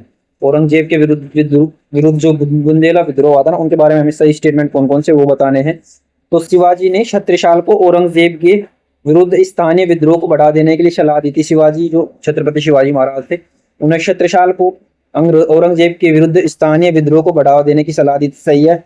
छत्रसालों ने मराठाओं की तरह चौथ की उगाई की थी। जो छत्रसाल है ना, एक प्रकार का जो कर होता है चौथ, उसी तरीके से इन छत्रसालों ने भी उगाई की थी। किसकी? चौथ की। तो ये भी सही है। 1705 में औरंगजेब ने छत्रसाल के साथ शांति स्थापित करने का निर्णय लिया और छत्रसाल के 4000 को मंशा प्रदान किया गया था। ये तीनों के तीनों स्टेटमेंट सही स्टेटमेंट है। तो डी इसका राइट आंसर हो जाएगा। नेक्स्ट क्वेश्चन की अगर हम बात करें, मुगल काल में डच व्यापार के संबंध में निम्नलिखित कथनों में पर विचार कीजिए। मुगल के टाइम पर जो डचों का व्यापार है उसके बारे में हमें सही स्टेटमेंट बताने हैं कि सही स्टेटमेंट कौन कौन से हैं। डचों ने बंगाल में हुगली के माध्यम से रेशमी सामानों का परिवहन किया था, ये सही स्टेटमेंट है। डचों द्वारा सूरत में लौंग एवं जायफल संग्रहित किए जाते थे, यूरोप को निर्यात किए जाते थे, ये भी सही है। क्योंकि डचों का मेन काम क्या होता था? डच मेनली होती जो इंडोनेशिया वगैरह में मसाले का व्यापार करते थे, भारत से रेशम वगैरह का, सूती कपड़ों का व्यापार करते थे। दोनों इसके संबंध में सही स्टेटमेंट है। ये मेनली मसालों पर फोकस्ड थे। तो 78वें क्वेश्चन में सी राइट आंसर हो जाए। शिवाजी द्वारा किन नौ सैनिक दुर्गों का निर्माण किया गया था? तो ये इंपॉर्टेंट क्वेश्चन देखो 2024 में पूछा गया था, लेकिन 2026 में क्यों इंपॉर्टेंट है? क्योंकि यूनेस्को की जो वर्ल्ड हेरिटेज साइट्स है ना, जो मराठा के किले हैं, उनको यूनेस्को की वर्ल्ड हेरिटेज साइट्स में ऐड किया गया है इसी साल 2025-26 में। तो इसलिए इंपॉर्टेंट हो जाता है। जो latest UNESCO world heritage site है उनमें हमें जो एक किला है ना वो सबसे ज्यादा याद रखना है, क्योंकि और तो मैक्सिमम महाराष्ट्र में है, लेकिन एक तमिलनाडु में जिसको श्रृंगेरी का जो किला है वो। तो आपको एक बार इसको एक बार इनको देख लेना है, और मैं इसका वन शॉट वीडियो भी डाल दूंगा अगर आप कमेंट करते हैं तो। जो वर्ल्ड हेरिटेज साइट्स के रूप वर्ल्ड हेरिटेज साइट्स जो भी रही हैं, जीआई टैग इंपॉर्टेंट जो रहे हैं, और जो है जो रामसर साइट्स इंपॉर्टेंट 2025-26 में रही हैं, उनके ऊपर अगर आप कमेंट करते हैं तो। 79वें क्वेश्चन में जो स्वर्ण दुर्ग, विजय दुर्ग और सिंध दुर्ग और कोबाला में से शिवाजी द्वारा किन नौसैनिक दुर्गों का निर्माण किया गया था, ये हमें बताना है। तो चारों के चारों जो दुर्ग है ना, स्वर्ण, विजय, सिंधु और कोबाला, ये शिवाजी द्वारा बनाए गए थे, छत्रपति शिवाजी के द्वारा। इसका राइट आंसर हो जाएगा। 80वें क्वेश्चन में मध्यकाल में असम की अर्थव्यवस्था के संबंध में निम्नलिखित में से कौन सा कथन सही है, हमें बताना है। मिडाइवल से संबंधित और असम के बारे में पिछला क्वेश्चन में मध्यकाल और असम से ही संबंधित था, तो क्वेश्चन पूछे जाते हैं। कई साल हो गए, मतलब हमने काफी सारे पेपर डिस्कशन किए और हमने ये देखा है कि जो एग्जामिनर ने पेपर बनाया है ना, वो क्वेश्चन इस तरीके से पूछा, जैसे अब देख शिवाजी महाराज के ऊपर 2 क्वेश्चन एक साथ आ गए, असम मध्यकाल 2 क्वेश्चन एक साथ। मतलब कोई भी क्वेश्चन में मतलब टॉपिक उठा लेता है उसमें 2 क्वेश्चन कम से कम बनाता है, 1 और 2। इस प्रकार चाहे वो बैक टू बैक मिले, कहीं भी मिल जाए, एक टॉपिक से 2 क्वेश्चन बनाता है। ये थीम मैंने कई बार नोटिस किया और ये इस बार भी देखने को मिल रही है। तो आपको ये याद रखना है, थोड़ा डीप से क्वेश्चन को पढ़ना चाहिए, क्योंकि एक ही अगर आपने एक थीम पढ़ी है तो उससे आपको 2 क्वेश्चन मिल सकते हैं। तो इसमें सही स्टेटमेंट हमें बताने हैं ये असम की अर्थव्यवस्था के संबंध में। तो पहला जो है, अहोमों ने उत्कृष्ट तोड़ेदार बंदूकों की ढलाई की और उत्कृष्ट बारूद इन तोपें बनाई, ये भी सही है। इस अवधि के दौरान असम ने पीतल ढलाई एक नए शिल्प को अपनाया। दानेदार चीनी बनाई, दोनों सही हैं। सरथे बारी गांव, जिसको कामरूप बोलते हैं, कामरूप जो जगह थी ना उसमें है सरथे बारी गांव। धातु ढलाई के अपने कौशल के लिए जाना जाता है। तीनों स्टेटमेंट इसमें सही स्टेटमेंट है। नेक्स्ट क्वेश्चन की बात करें, national critical information infrastructure protection centre के द्वारा निम्नलिखित में से किन सेक्टरों को महत्वपूर्ण सेक्टर के रूप में चिन्हित किया गया है? किसके द्वारा? National critical information infrastructure protection centre के द्वारा जो महत्वपूर्ण सेक्टर किन किन को घोषित किया गया है? तो इसका जो राइट आंसर है वो आ जाएगा विद्युत ऊर्जा को और बैंकिंग एवं वित्तीय सेवाओं को। इन दोनों सेक्टर्स को महत्वपूर्ण जो है सेक्टर में चिन्हित किया है किसने? National critical information infrastructure protection centre. तो इसका जो राइट आंसर हो जाएगा 1 और 3, यानी कि 20 का राइट आंसर हो जाएगा 81वें क्वेश्चन में। नेक्स्ट क्वेश्चन को निम्नलिखित में से किस कि भारत के किस राष्ट्रपति ने डाकघर संशोधन विधेयक 1966 को, ये क्वेश्चन को यूपीएससी ने ड्रॉप आउट कर दिया था। 83वें क्वेश्चन की बात करें तो जो मिलानो कार्टिना 2026 शीतकालीन ओलंपिक और पैरा ओलंपिक खेलों के प्रतीक के संबंध में निम्नलिखित कथनों पर विचार किया। देखो 2026 फ्यूचर व फ्यूचरिस्टिक क्वेश्चन पूछ रखा है कि 2024 का पेपर डिस्कशन कर रहे हैं और मिलानो कार्टिना 2026 के बारे में पूछ रखा है पैरा ओलंपिक खेलों के प्रतीक के संबंध में। इसका प्रतीक का नाम फ्यूचरा है और ओलंपिक के इतिहास में पहली बार लोकप्रिय मतदान के रूप में इन खेलों का प्रतीक चुना गया है, मतलब वोटिंग के माध्यम से खेलों का प्रतीक चुना गया, पहली बार हुआ है ऐसा। दोनों स्टेटमेंट सही स्टेटमेंट है। चुना गया था 2026 शीतकालीन ओलंपिक। नेक्स्ट क्वेश्चन की अगर बात करें 84वां क्वेश्चन, भारत की समुद्री पहल सागर संबंध में। सागर के संबंध में क्या है, back to back repetition question है। इससे पहले भी सागर के ऊपर भी क्वेश्चन आया था, तारिणी के ऊपर भी एक क्वेश्चन था। तो इसमें क्या पूछ रखा है, सही बताना है हमें कौन सा कथन सही है सागर इनिशिएटिव जो है उसके संबंध में। तो जो सही स्टेटमेंट है इसका प्रमुख उद्देश्य क्या है, हिंद महासागर क्षेत्रों के देशों के साथ समुद्री सहयोग को बढ़ावा देना, इसका राइट आंसर हो जाएगा। और यही इसका प्रमुख क्या है, इन जो सारे स्टेटमेंट है उनमें सही स्टेटमेंट यही है, हिंद महासागर के देशों में समुद्री सहयोग को बढ़ाना। नेक्स्ट क्वेश्चन की बात करें 85वें क्वेश्चन में, तो एक साइड में दे रखा है जलवायु का सम्मेलन कौन से और किस देश में ये हुए हैं, ये हमें सम्मिलित करना है। तो जो पहला है COP26, फिर COP27, COP28, COP29 जलवायु से संबंधित है, हर साल होते हैं। COP अभी 30 हाल ही हुआ है, वो कहाँ पे हुआ आपको कमेंट बॉक्स में कमेंट करना है। तो जो लेटेस्ट जो था वो, और इसको सम्मिलित करना है हमें। तो COP26 कहाँ पे हुआ था, COP26 हुआ था यूके में हुआ था, यूनाइटेड किंगडम में। COP27 कहाँ पे हुआ था, COP27 हुआ था मिस्र में। COP28 जो है वो यूएई में, COP29 अजरबैजान बाकू में, और COP30 कहाँ पे हुआ है ये आपको कमेंट बॉक्स में बताना है। तो 2025 में जो हुआ है, तो इसका जो राइट आंसर आ जाएगा 3142, यानी डी आंसर आ जाएगा 85 क्वेश्चन में। नेक्स्ट क्वेश्चन, इनका देखो सीक्वेंस याद कर सकते हैं ना, पहले हुआ था यूनाइटेड किंगडम, फिर मिस्र में, फिर यूएई में, फिर अजरबैजान में, और अब कहाँ पे हुआ है ये आप कमेंट बॉक्स में लिख ही दोगे। भारत के संविधान में निम्नलिखित में किस अनुच्छेद के अधीन संघ एवं राज्य की सिविल सेवाओं का कोई सदस्य सेवा के विधि विरुद्ध पदच्युत कर किए जाने के संरक्षण की मांग कर सकता है, मतलब सिविल सर्वेंट कोई है तो वो किस आर्टिकल के अधीन यदि उसको पद से हटाया जा रहा है तो संरक्षण की मांग कर सकता है, तो ये हमें बताना है। तो इसके लिए जो सही आर्टिकल है वो आर्टिकल 311 जो है वो, तो ये जो सिविल सेवा है वो संविधान के किस भाग में आती है, संघ लोक सेवा आयोग, और किस आर्टिकल से किस आर्टिकल तक है ये आपको कमेंट बॉक्स में बताना है। इसके लिए सही आर्टिकल संरक्षण के लिए आर्टिकल 311 का यूज कर सकता है वो जो सिविल सेवक है। नेक्स्ट क्वेश्चन की बात करें 87वें क्वेश्चन की, तो अंक्लोस संयुक्त राष्ट्र समुद्र कानूनी जो कन्वेंशन है उसके संबंध में सही स्टेटमेंट हमें बताने हैं कि कौन से स्टेटमेंट सही है। तो अंक्लोस विशिष्ट आर्थिक क्षेत्रों पर संप्रभु अधिकारों के संबंध में राज्यों के बीच विवादों के मामले में संयुक्त राष्ट्र सुरक्षा परिषद को सीधी कार्यवाही करने के लिए प्राधिकृत करता है, सीधी कार्यवाही करने के लिए प्राधिकृत नहीं करता, पहला गलत है। अंक्लोस संलग्न क्षेत्रों को परिभाषित करता है और इनके कार्यों को विनिर्दिष्ट करता है, दूसरा सही है। अमेरिका और भारत जो है यूएस दोनों ने अंक्लोस का अनुसमर्थन किया है, अनुसमर्थन, तो ये स्टेटमेंट भी गलत है। भारत अंक्लोस का अनुसमर्थन यूएसए ने नहीं किया। अंक्लोस भूबद्ध राज्यों को कतिपय अधिकार प्रदान करता है, ये तो सही है। समुद्र में कितने नॉटिकल माइल तक आपको राइट्स किस तरीके के मिलेंगे, कौन कौन से जोन तक, मतलब जोन कौन कौन से कितने किलोमीटर तक डिवाइड होंगे, कहाँ पर इकोनॉमिक एक्सक्लूसिव जोन होगा, कहाँ ओपन सी होगा, कितने नॉटिकल माइल तक आपका टेरिटोरियल वाटर जोन होने वाला है, तो ये सारे काम एनक्लोज होते हैं। तो इसका जो राइट आंसर हो जाएगा वो सी राइट आंसर हो जाएगा। 87वें क्वेश्चन का 2 और 4 राइट आंसर हो जाएगा। नेक्स्ट क्वेश्चन की बात करें, निम्नलिखित में से कौन सा कथन सही है, सही पूछ रखा है, सही स्टेटमेंट बताना है। मूडी मैन समिति के ने आवश्यक वित्तीय सुधारों के रूप में लेखा परीक्षा की लेखाओं को पृथक करने की सिफारिश की थी। किसने, मूडीमैन समिति। पिछली बार पूछा था कि कौन किससे संबंधित है, समिति किससे, इस तरह का क्वेश्चन। तो मूडीमैन समिति ने आवश्यक वित्तीय सुधारों के रूप में लेखा परीक्षा की लेखाओं को पृथक करने की सिफारिश की थी, बिल्कुल सही है। भारतीय लोक प्रशासन संस्थानों की स्थापना डॉक्टर पॉल एच एप्पलबी की सिफारिशों के अनुसार किया गया था, ये भी सही है। तो दोनों स्टेटमेंट इसमें राइट आंसर है। 89वें क्वेश्चन की बात करें, निम्नलिखित में कौन सी रिपोर्ट कहती है कि बजट को व्यय के निमित्त कर प्राप्तियों की सरल संतुलन के रूप में नहीं, बल्कि यह सुविज्ञ प्रक्रिया के रूप में देखा जाता है। इसमें कराधान और व्यय के लिखतों का उपयोग अर्थव्यवस्था की दिशा को प्रभावित करने के लिए किया जाता है। तो कौन सी रिपोर्ट ये कहती है?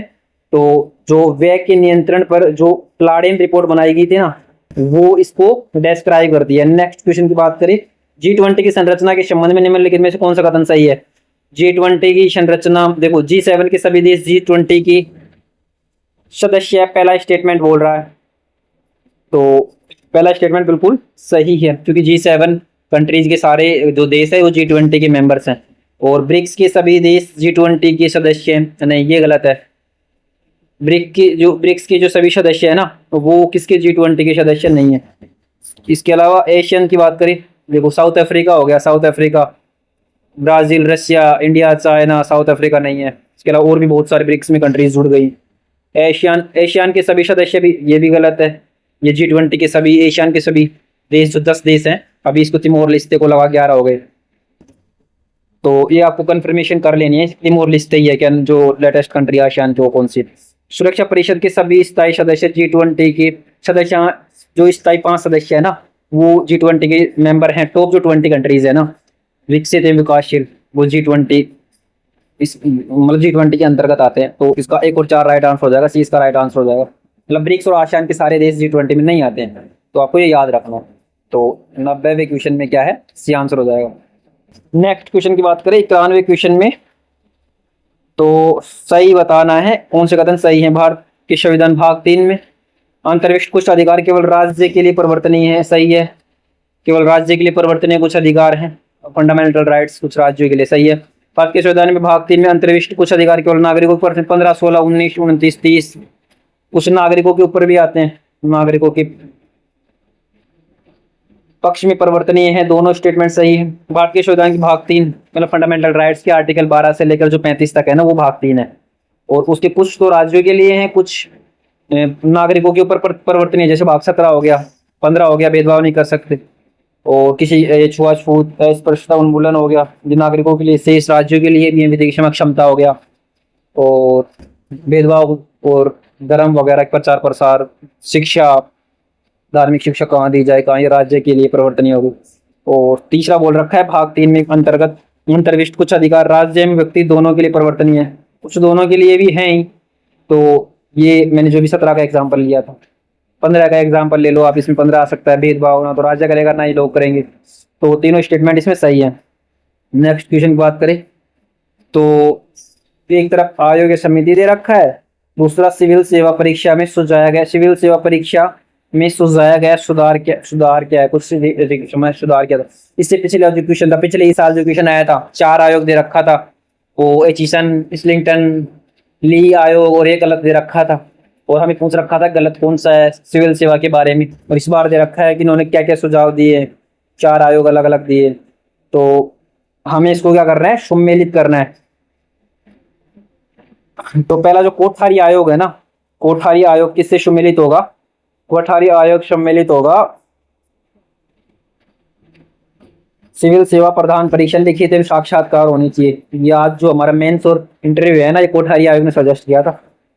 वहीं सतीश चंद्र समिति ने इसने सजेस्ट किया था कि चिकित्सा में इंजीनियरिंग विषयों को भी इसमें शामिल किया जाए, ऑप्शनल, ये भी सही है। पीसी मेहता ने क्या सजेस्ट किया था? पीसी मेहता ने कक्षा 12 के बाद सिविल सेवा में प्रवेश प्रारंभ करो।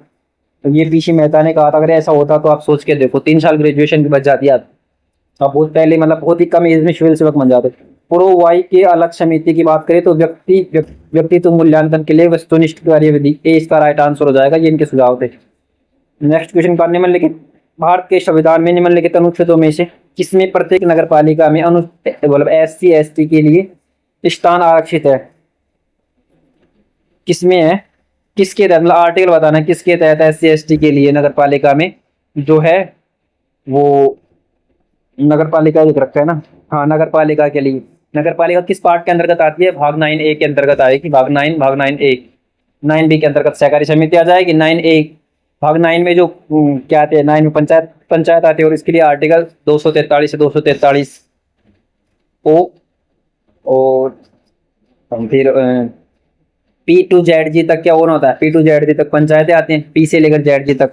तो देखो डी तो आएगा नहीं, डी तो आएगा पंचायतों से संबंधित है, ड मतलब डी, और ध भी नहीं आएगा। राइट आंसर इसका जो हो जाएगा ना, तो इसका जो राइट आंसर हो जाएगा वो सी हो जाएगा, न 243 न एन। नेक्स्ट क्वेश्चन की बात करने में, लेकिन कौन सा से कथन सही है, सही हमें कथन बताने हैं। तो सही कथन कौन सा है इनमें, पहला दे रखा है शासकीय जो गुप्त बात अधिनियम 1923 को समाप्त करने की सिफारिश दूसरी प्रशासनिक सुधार समिति के द्वारा की गई थी। सूचना का अधिकार अधिनियम वर्ष 2005 में, ये लोग पिछले साल दो क्वेश्चन आए थे राइट टू इन्फॉर्मेशन से, ये लोग डिट्टो कॉपी हो गया स्टेटमेंट। शासकीय गुप्त बात अधिनियम 1923 ये अलग हो गया, तो ये तो डिट्टो कॉपी हो ही गया था, तो दोनों स्टेटमेंट इसमें सही हो जाएंगे। पिछले साल कौन सा था, सूचना के अधिकार, एक तो केस से संबंधित कौन सा था, और हमने आंसर किया था 2004 का एक केस था, वो कौन सा था आपको लिखना है। और इस बार ये दूसरा क्वेश्चन पूछा था 2005 सूचना के अधिकार के बारे में, और स्टेटमेंट दे के पूछ लिया आसान सा इस बार। 95 क्वेश्चन की अगर हम बात करें तो भारत द्वारा मिशन शक्ति डीआरडीओ नाम, भारत द्वारा मिशन शक्ति जो डीआरडीओ है नाम किससे दिया गया है, डीआरडीओ द्वारा मिशन शक्ति किसको नाम दिया गया है। तो जो उपग्रह भेदी इसको एंटी सैटेलाइट मिशन है, जो मिसाइल है ना उसको नाम दिया गया है मिशन शक्ति। 95 के क्वेश्चन के अंतर्गत आपको सी राइट आंसर हो जाएगा।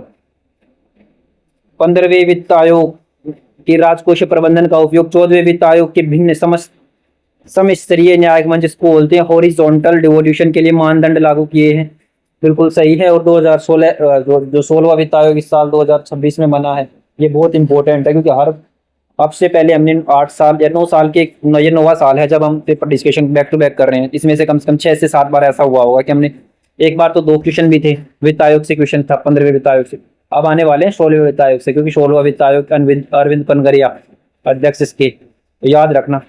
14वें 15वें वित्त आयोग दोनों ने ही समस्तरीय न्यायमन के मानदंडों के अनुरूप 2011 में पूर्व जनसांख्यिकी चरों का उपयोग किया है, ये दोनों स्टेटमेंट इसमें सही है, इसका राइट आंसर है। नेक्स्ट क्वेश्चन की बात करें तो निम्नलिखित में से किसने राष्ट्रीय परिवार सर्वेक्षण स्वास्थ्य सर्वेक्षण 4 से लेकर राष्ट्रीय परिवार स्वास्थ्य सर्वेक्षण 5 तक ग्रामीण क्षेत्रों में कोई सुधार नहीं प्रदर्शित नहीं होता, मतलब राष्ट्रीय परिवार सर्वेक्षण स्वास्थ्य सर्वेक्षण 4 और 5 तक ग्रामीण क्षेत्रों में कोई सुधार प्रदर्शित नहीं होता, किस क्षेत्र में वो हमें बताना है। तो इसका जो राइट आंसर, इसमें 2 आंसर माने थे यूपीएससी ने, बी और सी दोनों इसके राइट आंसर है। बच्चों की रक्तता और महिलाओं का मोटापा, अगर आपने बी किया होता है या सी किया होता, कोई सा भी करके आए, दोनों सही थे आपके। नेक्स्ट क्वेश्चन की बात करें, 98वें क्वेश्चन की बात करें, निम्नलिखित कथनों पर विचार कीजिए, किसी पढ़ने पर कर का भार इससे स्वतंत्र है कि वह किस क्रेता या परिवार पर स्पष्टता आरोपित किया गया है। वस्तु पढ़ने मतलब वस्तु पर, तो कर का भार इस पर स्वतंत्र है, मतलब इससे स्वतंत्र है कि वह किस विक्रेता पर स्पष्टता आरोपित किया जाता है, पहला सही है। सी धातु वस्तु पर पढ़ने पर कर का भार मांग एवं आपूर्ति वक्रों की प्रवणता ढाल पर निर्भर करता है, दोनों के दोनों इसमें सही स्टेटमेंट है, और इसका राइट आंसर भी सी है। तो अभी हम बात करें ना, तो 87 से लेके 93 टू लेके और लगभग 98 तक हमने भी सी आंसर डिस्कस करते आए, सभी का सी आंसर था। कई बार क्या होता है ना, 3 से 4 क्वेश्चंस का हम back to back same series में आंसर पढ़ते हैं, तो हमें ऐसे लगने लग जाता है कि यार कहीं गलती तो नहीं हो रही। तो इस तरीके का देखो ये वहम है ना, देखो मेरे साथ होता था, मैं एग्जाम अब देता हूँ ना, तो मेरे साथ ही होता है 4 से 5 क्वेश्चन जब एक ही सीक्वेंस में आंसर आ रहे होते हैं, तो मुझे लगता है यार कहीं पे कुछ गलती हो रही है, ऐसा कैसे हो सकता है। लेकिन अभी आपको बताऊँ ना, तो जो 87 से लेके और 99 क्वेश्चन तक सी आंसर है, बस केवल एक तो 89वें क्वेश्चन में डी था, 91 और 92 इन 3 क्वेश्चन में अलग आंसर थे, या डी ए। इसके अलावा 87 थ्रू लेकर 99 तक, यानी कि 12 क्वेश्चनों में 3 निकाल लो, 9 क्वेश्चनों का back to back C answer था। इसके अलावा यदि हम 99वें क्वेश्चन की अगर हम बात करें, मैंने आंसर तो इसका बता ही दिया, सी आंसर इसका राइट आंसर होने वाला है। हाल ही में कौन सा भारतीय अर्थव्यवस्था में अवरोही क्रम में मांग का स्रोत रहा है, तो निजी उपभोग, अवरोही सबसे ज्यादा निजी उपभोग, फिर सकल स्थिर पूंजी निर्माण में, फिर सरकारी उपभोग में, निवल नेट निर्यात में सबसे कम मांग का क्या रहा है, स्रोत रहा है। ये हाल ही की बात 2024 की करंट अफेयर का क्वेश्चन है। 100वें क्वेश्चन की बात करें तो राज्यों के साथ संघ के कर राजस्व को साझा करने के लिए भारत में 15वें वित्त आयोग, देखो फाइनेंस कमीशन से दूसरा क्वेश्चन, के लिए न्यायगमन सूत्र वन एवं पारिस्थितिक तंत्र को कितने % भारांश दिया गया है, तो वनों को एवं जो पारिस्थितिक तंत्रों को 10% भारांश दिया गया है। इस बार ना एक चीज में तो हटाया गया है, जो भारांश कम किया गया है, और एक में ऐड किया गया है। ये जो 15वां वित्त आयोग है ना, अगर आप या तो खुद से पढ़ना तो बहुत ही जरूरी है, क्योंकि इस बार गारंटी से बोल रहा हूँ मैं आपको, एक नहीं तो दो, दो क्वेश्चन नहीं तो एक तो आपको जरूर मिल जाएगा। और अगर आपसे नहीं पढ़ा जाता, आपने आप अगर आप चाहते हैं कि मैं इसके बारे में एक शॉर्ट वीडियो लेके आ जाऊँ 10 से 15 मिनट में आपको सारी डिटेल्स बता दूं, कंपैरिजन करके 14वीं 15वीं और 16वीं जो वित्त आयोग है इनकी कंपैरिजन करके बता दूं, क्योंकि देखो इसमें क्वेश्चन 14वीं और 15वीं से एक साथ पूछ रहा है, तो मैं 15वीं 16 की यहाँ तक कि 14वीं से कंपैरिजन करके बता दूं, तो आप मेरे को कमेंट बॉक्स में कमेंट कर सकते हैं, मैं इसके लिए जरूर वीडियो लेके आ सकता हूँ। तो इसका राइट आंसर क्या हो जाएगा? 10% बार आंसर। नेक्स्ट क्वेश्चन की बात करें तो मौद्रिक नीति के लिखतों के संबंध में निम्नलिखित कथनों पर विचार कीजिए। मौद्रिक नीति के लिखतों के संबंध में निम्नलिखित कथनों पर विचार करना हमें इंस्ट्रूमेंट लिखत बोलते हैं। इंस्ट्रूमेंट जो है मौद्रिक नीति के इंस्ट्रूमेंट, तो लिखत का मतलब इंस्ट्रूमेंट। सही स्टेटमेंट बताने सही कौन कौन से? केंद्रीय बैंक दर जो होती है ना वो में वृद्धि से के द्वारा धन की आपूर्ति में वृद्धि होती है, गलत। अगर ब्याज दर में केंद्रीय बैंक बैंक दर जिसको बोलते हैं, मतलब ब्याज दर में वृद्धि हो रही है तो धन की आपूर्ति में कमी होगी, क्योंकि ब्याज मतलब अगर धन उधार लेना है उसको आरबीआई से बैंकों को, तो वो अगर महंगा मिलेगा, ब्याज दर ज्यादा है। बैंक दर मतलब एक प्रकार की रेट जो कर की दर होती है टैक्स के, जो लॉन्ग टर्म के लिए जो लोन लेते हैं उन पर ब्याज दर कितनी लगती है, ये अगर ज्यादा रहेगी तो बैंक कम लोन लेंगे तो बैंकों के पास पैसा कम रहेगा तो धन की आपूर्ति भी वो कम होगी, बाजार में लोन भी कम देंगे, तो ये उल्टा दे रखा है, तो पहला गलत हो जाएगा। केंद्रीय बैंक जनता से प्रतिभूति क्रय के द्वारा धन आपूर्ति में वृद्धि कर सकते हैं, ये तो सही है बिल्कुल। और केंद्रीय बैंक आरक्षित नकदी निधि अनुपात में वृद्धि कर धन की आपूर्ति घटा सकते हैं। कल ही वैसे पिछला ही पेपर में CRR SLR के बारे में बिल्कुल अलग अलग स्टेटमेंट थे और इसमें एक साथ दे दिया। इसमें तीसरा स्टेटमेंट देखो, अगर CRR बढ़ाता तो उसमें पूछा था CRR अगर बढ़ा देगी, जिसको बोलते हैं आरक्षित नकदी निधि है केंद्रीय बैंक, तो उसका फर्क क्या पड़ता था? हमने बताया था कि अगर CRR बढ़ती है तो क्या हो जाएगा, मुद्रा की आपूर्ति कम हो जाएगी, और इसमें यही तो दिया है, एकदम सही स्टेटमेंट है।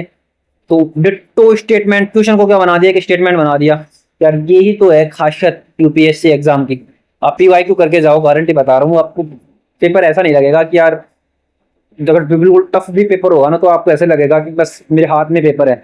10 से 15 क्वेश्चन या स्टेटमेंट आपको, अगर आप 5 से 10 साल, यहाँ तक कि 10 साल के करके जाते हो तो गारंटी से कह रहा हूँ 10 क्वेश्चन या 10 क्वेश्चनों में एक दो स्टेटमेंट मान लो, आपको एग्जैक्ट वो मिल जाएंगे कि कॉपी मिल जाएंगे। क्वेश्चन से देखो स्टेटमेंट बना दिया तो इसका क्या बोलोगे आप? 20 का राइट आंसर हो जाएगा 101वें क्वेश्चन में। 102वें क्वेश्चन की बात करें तो NLP है, नेशनल लॉजिस्टिक पॉलिसी से क्वेश्चन है, गलत स्टेटमेंट बताना है इन चारों में से NLP के संबंध में। तो NLP 2022 में प्रारंभ किया गया था, भारतीय माल की प्रतिस्पर्धात्मकता में सुधार होगी NLP से, नेशनल लॉजिस्टिक नीति से, सही है। लॉजिस्टिक का वही होता है ना, माल का भरना ढोना उतारना, तो उससे संबंधित माल की प्रतिस्पर्धात्मकता में सुधार होगा इस नीति के तहत। NLP आर्थिक समृद्धि बढ़ाएगा, रोजगार के अवसर में वृद्धि करेगा। तीनों स्टेटमेंट सही है, गलत पूछ रखा है, डी इसका गलत स्टेटमेंट है और वही आंसर हो जाएगा। NLP तुलन पत्र को संतुलित करने, डिलीवरेजिंग के लिए अवसर प्रदान करेगी और नई अवसंरचना आस्तियों में निवेश के लिए राजकोषीय अवसर प्रदान करेगी, तो डी इसका राइट आंसर हो जाएगा, ये गलत है। सार्वजनिक वस्तुओं एवं एक्सटर्निटीज, ये बाह्यताओं के संबंध में निम्नलिखित कथनों पर विचार करना है। बाह्यता और सार्वजनिक वस्तु मतलब सही स्टेटमेंट कौन से हैं वो हमें बताने हैं। तो इसमें जो सही स्टेटमेंट है, गैर प्रतिद्वंदिता एवं गैर बहिष्करणीयता दोनों सार्वजनिक वस्तुओं की विशेषताएं हैं, तो बिल्कुल सही है, गैर प्रतिद्वंदिता और गैर बहिष्करणीयता। बाह्यताओं की विद्यमानता की स्थिति में बाजार किसी वस्तु की इष्टतम मात्रा उपलब्ध करा सकता है, ये गलत है। बाह्यताओं की विद्यमानता है तो इष्टतम बाजार है ना, किसी वस्तु की इष्टतम मात्रा उपलब्ध नहीं करा सकता, क्योंकि बाहर मतलब एक प्रकार से बाहर से कोई भी सामान वगैरह है वो पहले से हो जाए, और जिसको बोलते हैं और हो जाए, जिसको बोलते हैं कि मात्रा से ज्यादा जितनी चाहिए उससे ज्यादा हो जाए और हो जाए, तो फिर बाजार कैसे अपने इष्टतम मात्रा उपलब्ध करा पाएगा। तो पहला स्टेटमेंट केवल सही होगा, ए इसका राइट आंसर हो जाएगा। 104वें क्वेश्चन की बात करने निम्नलिखित में से किसके द्वारा संघ के कर राजस्व को राज्यों के साथ साझा करने के लिए कर न्याय गमन सूत्र जिसको बोलते हैं टैक्स डिवोल्यूशन फॉर्मूला में वर्ष 2011 की जनगणना को पहली बार शामिल किया गया था। टैक्स डिवोल्यूशन फॉर्मूला में किस वित्त आयोग ने शामिल किया था 2011 के जनगणना को? तो किसने? 14वां जो वित्त आयोग है ना, 14th जो वित्त। तीसरा क्वेश्चन है इस साल वित्त आयोग से, वित्त आयोग कितना इंपॉर्टेंट हो सकता है देखो। 14वें वित्त आयोग ने शामिल किया था 15 PM मुद्रा योजना, ये क्वेश्चन ये भी हम पहले पढ़ चुके हैं, पहले क्वेश्चंस में हम इसको डिस्कस कर चुके हैं पिछले क्वेश्चनों में, मतलब आज नहीं पहले के पेपरों में। तो प्रधानमंत्री मुद्रा योजना के संबंध में गलत हमें बताना है, गलत स्टेटमेंट कौन सा है। तो इसमें भी दो आंसर यूपीएससी ने माने, बी और सी, ना दोनों गलत है। इसमें ऑप्शन वैसे वाले नहीं दिया, बी और सी नहीं है, तो इसमें देखो बी भी गलत है, 15 लाख तक का ऋण स्वीकृत की गई है। और दूसरा, इसके अधीन केवल मियादी ऋण की आवश्यकता को पूरा किया गया, ये भी गलत है। जब बल्कि ये दो स्टेटमेंट सही थे इसके। 2015 में आरंभ किया गया और ऋण की संस्वर्ती या कोलेट्रोल के लिए आग्रह नहीं, मतलब कोलेट्रोल फ्री के तहत लोन दिया जाता है। तो इसके दो आंसर हैं, बी और सी। इस साल 2 क्वेश्चन ऐसे हो गए जिनके आंसर बी और सी थे। आपने बी किए हैं तो आपका आंसर सही था, आपने सी किया है तो भी आपका आंसर सही माना जाता।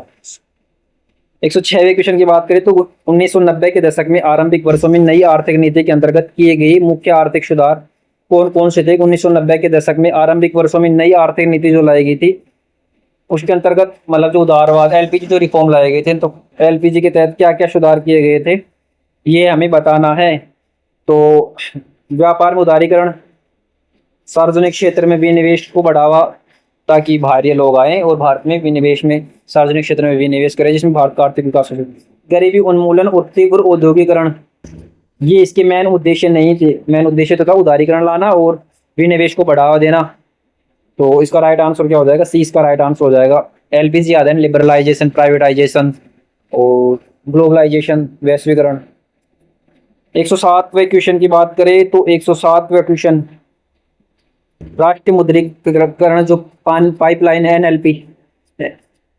एनएमपी का अनुमान 2022 से 25 की अवधि के लिए मुद्रीकरण क्षमता के संदर्भ में शीर्ष 3 सेक्टरों में सड़क, रेलवे, तेल एवं गैस पाइपलाइन शामिल है।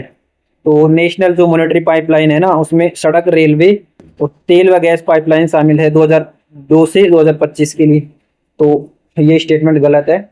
इसमें है ना 3 सेक्टरों में सड़क, रेलवे, तेल व पाइपलाइन शामिल नहीं है, तो ये गलत स्टेटमेंट है। 20 का राइट आंसर है, 20 का मतलब इसका बी आंसर सही है। इसके जो भी स्टेटमेंट किया गया था, राष्ट्रीय मुद्रीकरण पाइपलाइन के अंतर्गत परिसंपत्ति मुद्रीकरण के लिए उपयोग किए जाने वाले संसाधनों में सार्वजनिक निजी भागीदारी, पीपीपी की छूट, अवसंरचना निवेश जो ट्रस्ट है वो शामिल किया गया है।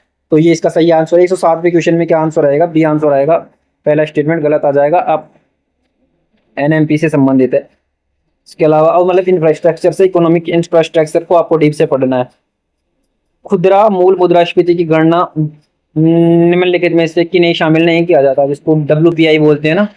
सीपीआई तो कंज्यूमर हो जाएगा, होलसेल थोक, और खुदरा, सॉरी सीपीआई हो जाएगा खुदरा। सीपीआई मूल जो मुद्रास्फीति उसकी गणना में किसको शामिल नहीं किया जाता, ये हमें बताना है। तो एक तो खाद्य एवं पेय पदार्थ को, ईंधन एवं प्रकाश को शामिल नहीं किया जाता इसके तहत। परिवहन एवं संचार, वस्त्र एवं शिक्षा को इसके अंतर्गत क्या किया जाता है? शामिल किया जाता है। ए इसका राइट आंसर हो जाएगा कि किनको शामिल नहीं किया जाता। कौन सा? खाद्य, तेल, पेय एवं ईंधन को शामिल नहीं किया जाता। नेक्स्ट क्वेश्चन की बात करें, निम्नलिखित में से कौन से भारत सरकार की पूंजीगत प्राप्ति का भाग नहीं है? पूंजीगत प्राप्ति क्या होती है? पूंजीगत प्राप्ति वो होंगी जो सरकार के पास, मतलब सरकार को प्राप्त होने वाली वे धनराशि, वे प्राप्तियां जो क्या करेंगी, अगर सरकार को प्राप्त हो रही है या तो देयता का सर्जन करेगी, सरकार को वापस लौटाना पड़ेगा, या फिर सरकार की कोई संपत्ति है उसको कम कर रही होगी, संपत्ति को कम कर रही होंगी, देयता का सर्जन कर रही होगी सरकार के ऊपर, तो उनको बोलेंगे पूंजीगत प्राप्तियां। तो कौन कौन सी हैं?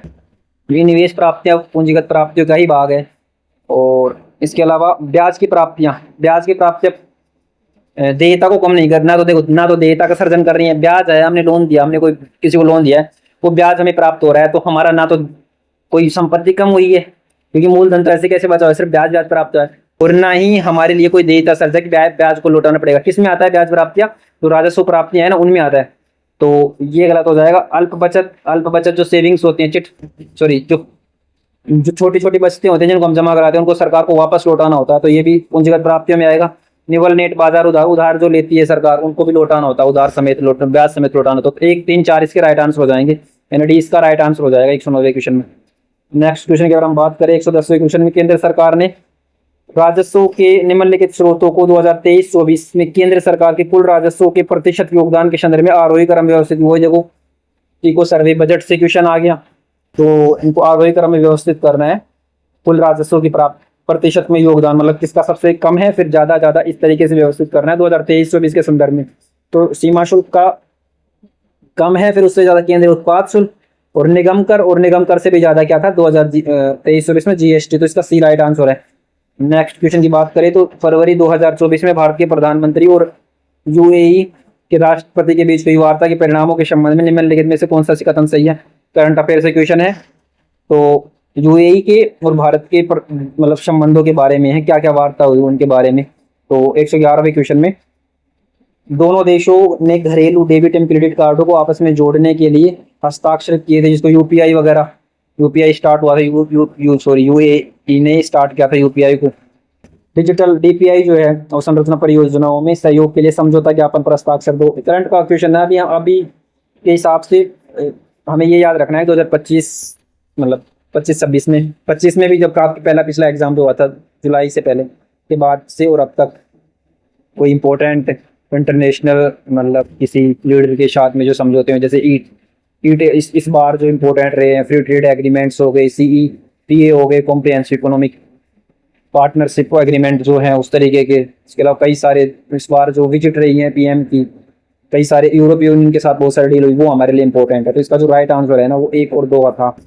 आज के परिप्रेक्ष्य में ये हमारे लिए इतना इंपॉर्टेंट है नहीं। अभी करंट के क्वेश्चन आ रहे हैं, इनमें मैं आपको क्विक से बता देता हूँ। विदेशी व्यापार नीति 2023 के स्तंभों में से कौन एक नहीं है। भारत की विदेश व्यापार नीति आई 2023 में, उनके स्तंभों में से एक नहीं है, मतलब 3 है, एक नहीं है, तो वो कौन सा है। MFN सर्वाधिक पसंदीदा राष्ट्र का विस्तार, ये नहीं है किसमें, विदेश व्यापार नीति के तहत। जबकि सहभागिता के माध्यम से निर्यात, कारोबारी सुगमता और उभरते क्षेत्र इसकोमेट जिसको बोलते हैं नीति को सुव्यवस्थित करना, इसके भाग थे। 112वें क्वेश्चन में ए गलत है और वही हमारा राइट आंसर हो जाएगा। 113वें क्वेश्चन की बात करें, भारत सरकार के जीवंत ग्राम जो कार्यक्रम है वाइब्रेंट विलेज प्रोग्राम के संबंध में हमें सही स्टेटमेंट बताने हैं। लक्ष्य चिन्हित ग्रामों को विकास करना सही है, वाइब्रेंट विलेज प्रोग्राम है, कुछ चुने हुए गांवों का विकास करना। इस कार्यक्रम के अंतर्गत मेलों, त्योहारों, खेलों, प्रतियोगिता आदि का आयोजन किया जाता है। ये दोनों सही स्टेटमेंट है, सी इसका राइट आंसर हो जाएगा। निम्नलिखित में से किस देश ने 43वें आसियान शिखर सम्मेलन की अध्यक्षता की। 43वां 2024 में क्वेश्चन, मतलब 23 में किया होगा या फिर 24 में, हमारे लिए इंपॉर्टेंट है 2025-26 के आसियान समिट। तो इसका जो राइट आंसर है 43वीं की इंडोनेशिया ने की है। निम्नलिखित में से किस भारतीय सार्वजनिक उपक्रम को व्रेडन हॉल समूह ग्रुप के उत्कृष्टता प्रौद्योगिकी पुरस्कार 2023 से विजेता घोषित किया गया था। इंपॉर्टेंट ये है कि व्रेडन हॉल समूह ग्रुप के उत्कृष्टता प्रौद्योगिकी पुरस्कार 2025-26 में अगर दिया गया है तो वो हमारे लिए इंपॉर्टेंट है। 23 वाला इंपॉर्टेंट नहीं, लेकिन दिया किसको गया था, ये तो दिया गया था एनटीपीसी को दिया गया था। निम्नलिखित में से कौन से 2 संगठन TIWB सीमा विहीन कर निरीक्षक का हिस्सा है। कौन से 2 संगठन हैं जो किसके सीमा विहीन कर निरीक्षक का हिस्सा है, तो UNDP और OECD जो है यूनाइटेड नेशन डेवलपमेंट प्रोग्राम, और आर्थिक सहयोग एवं विकास संगठन जो है ना ये किसके TIWB सीमा विहीन कर निरीक्षक का हिस्सा है। 116वें क्वेश्चन में सी राइट आंसर है। 117वें क्वेश्चन की बात करें, निम्नलिखित में से कौन सा देश यूक्रेन के साथ सीमा साझा नहीं करता। इस साल आपको ईरान के साथ जितने भी देश साझा करते हैं, इजराइल के साथ, USA के साथ, और यूक्रेन और रशिया भी न्यूज में है ही, ये सबसे ज्यादा। स्टेट ऑफ हार्मोज के बारे में, अरब प्रायद्वीप के बारे में कंप्लीट लोकेशंस आपको अच्छे से पढ़ के जाने कि इसके साथ कौन कौन से देश सीमा साझा करते हैं। अगर आप कमेंट करते हैं आपको 1 short video places in news की चाहिए तो वो मैं आपके लिए बना सकता हूँ। तो 117वें क्वेश्चन में जो यूक्रेन के साथ सीमा कौन सा साझा नहीं करता, तो रोमानिया भी करता है, मोल्दोवा भी करता है, पोलैंड, जबकि लिथुआनिया यूक्रेन के साथ सीमा साझा नहीं करता। तो डी इसका राइट आंसर हो जाएगा। 118वें क्वेश्चन की बात करें तो जेवान निम्नलिखित में से किस देश का डेबिट कार्ड है। इस तरह का क्वेश्चन हमने पहले भी किया था। जेवान जो है निम्नलिखित में किस देश का डेबिट कार्ड है, तो यूएई का जो डेबिट कार्ड है उसको बोलते हैं जेवान। निम्नलिखित में से किसने सर्वश्रेष्ठ अभिनेता के लिए अंतर्राष्ट्रीय एमी पुरस्कार 2023 जीता। सर्वश्रेष्ठ अभिनेता के लिए अंतर्राष्ट्रीय एमी पुरस्कार 2023 किसने जीता है, तो जो डी मार्टिन फ्रीमैन ने जीता है। हमारे लिए इंपॉर्टेंट सर्वश्रेष्ठ अंतर्राष्ट्रीय एमी पुरस्कार हो जाता है अगर 2025-26 में हुआ है। तो कार्बन बॉर्डर एडजस्टमेंट मैकेनिज्म जो है ना, कार्बन बॉर्डर एडजस्टमेंट मैकेनिज्म के संबंध में कौन सा उत्तर सही बताना है हमें। तो ये व्यापार नीति साधनों का एक उभरता हुआ समूह है जो कम कठोर जलवायु नीति वाले क्षेत्राधिकार में, कठोर जलवायु नीति वाले क्षेत्राधिकारों में कार्बन गहन आर्थिक गतिविधियों की अनुमति देता है। जिसका उद्देश्य जलवायु नीतियों की पर्यावरणीय प्रभाविता को बढ़ाना है। मतलब इसमें स्टेटमेंट 2 गलत है और 1 सही नहीं है, यूरोपीय यूनियन के द्वारा लाया गया है। इसका मतलब ये है कि कार्बन अगर आपका जो मतलब उसमें वो यूरोप में अगर आप व्यापार करते हो, और अगर आपका जो, अगर मान लीजिए हम स्टील का एग्जांपल ले, और अगर आपने स्टील ग्रीन एनर्जी से बनाया है, ग्रीन ऊर्जा से बनाया है, कार्बन गैस का उत्सर्जन मतलब जो है वो कम किया है, तो आपको, आप किसके साथ, जो फूड्स के साथ, यूरोप यूनियन के साथ क्या कर सकते हैं, व्यापार कर सकते हैं। लेकिन अगर आपने ग्रीन जो उत्सर्जन गैस है, कार्बन वगैरह का यूज नहीं किया है, तो उस पर आपको अलग से टैक्स वगैरह देना पड़ेगा। इस तरीके से संबंधित है CBAM, carbon border adjustment mechanism. तो इसका राइट आंसर क्या हो जाएगा, बी हो जाएगा।